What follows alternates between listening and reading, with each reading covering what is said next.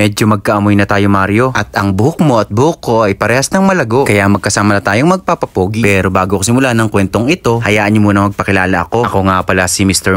Isang hamak na gwapo sa mata lang ng asawa ko. Ngayong araw nga ay paalis kami. Kasi ang aming itsura hindi na kaya-aya. At kailangan na rin talagang ipa-check up si Mario. Kasi meron siyang nararamdaman ng mga kung ano-ano. Siyempre alam ko matagal ang pag-check up. At habang naghihintay kami, isasabay ko na ang aking haircut. Kasi ito lang yung nakita kong time para makapagpagupit. Talagang sa haba ng aking buhok ay talagang inis na inis. At hindi na nga nagtagal ay nakarating na kami. Kaso ang hindi namin inaasahan ay bigla-bigla na lang bumagsak ang malakas na ulan. Kaya no choose ako, hindi na ako nag-video. At agad-agad kinuha at binuhat si Mario. Biglang delay, mahaba ang video. Sa tansya ko, bago ko siya nabuhat, nakapatak na ang ulan. At sa tansya ko ay nasa 942,942. Nakaw, baliw na ito. At hindi na nga tagal ay nandito na kami. At inintay na nga si Doc para ma-check si Mario. At sinamantala ko na rin ang oras at dumiretso na rin sa pagupitan para itong aking buhok ay maputulan. Talagang ako'y binabanas na naman. Mukha ko na din si Pulgoso. Dito na nga lang pala ako nag-park sa harap ng pagupitan. Kasi walang parking space dun sa veterinarian. Lol ka na naman. Dito na nga pala ako sa WNB Barbershop. Mukhang destiny na talaga nagdala para magpagupit ako dito. Gagawa ka na naman ng kwento. Isa pa sa napansin ko dito, gupitang pangmasa, napakababa ng presyo. Ayaw ko lang anong devil cut, baka ako'y magmukhang demonyo. Sir, gupit lang, yung mukhang gwapo. Naku boss, napakahirap ng pinagagawa mo. Medyo natitripan ko talaga ang curly hair ngayon para bawas lang talaga at konting transformation. Mahalaga kasi sa akin ay clean cut sa tabi at sa taas naman ay konting putuli. Putol yun, rhyme ka na naman. At talagang napansin ko na si boss ay talagang napaka-professional. Konting paliwanag ko lang. At agad sabi niya ay sige lang. Shout out talaga sa'yo boss. Salamat din sa pag-follow ng page ko. Di pa naman tayo sikat. Ay andun ang kanyang respeto. Hayaan mo boss, pag may time pa ako. Bago ulit ako bumalik ng Dubai, babalik sa'yo at magpapagupit ulit ako. Ipapagupit ko naman yung kamukha ni Gu Junpyo. Nangarap na naman siya, Diyos ko. Ay talaga ako'y hanga sa kinalabasan. Sigurado pag nakita ng asawa ako'y hahalikan. Iyong kakirihan. Ang nagustuhan ko talaga sa ganitong gupit ay wala nang suklay-suklay at hindi kahalatang hindi naligo. Amoy na nga lang magkakatalo. Napakabilis at napakapulitong magupit ni boss. At sa ilang minuto lamang ay talagang kanyang tinapos. Kaya kung ako sa inyo, pasyalan nyo na ito. Dito lang sila nakalocate sa A. Bonifacio Street, Pasig City, Batangas. Saludo talaga sa'yo boss, napakaganda ng gupit ko. At dahil aabutin ng 2 hanggang 3 oras si Mario, ibabalikan na lang namin siya. Basta Mario, behave ka ha. At dapat pagbalik namin ay mas pogi ka na para parehas ka na ng amo mo. Diyos ko, maawa ka. At pauwi na nga kami sa mga oras na yan. Pero bago umuwi, ay pupunta sa paboritong kainan. Kasi as usual, talagang kumukulo ang aking tiyan. Nakaw, sigurado lala mo na naman. At dahil tanghaling tapat, ang hanap namin ay yung makakapagtanggal ng banas. Yun ay ang halo-halo ng Teboy's Binalot. Ang gusto ko pala ay overload. Kaya naman, nag-add na lang ako para maraming lahok. At hindi naman talaga ako nagsisi kasi talagang napakasarap at napakalinamnam nito. Ay, ba't sakto sa mukha mo? Yun lang naman talaga ang aking kwento sa araw na to. Please naman, ang page ko i-follow mo. Kita ulit tayo susunod ng mga kabanata. Paalam! Shoo!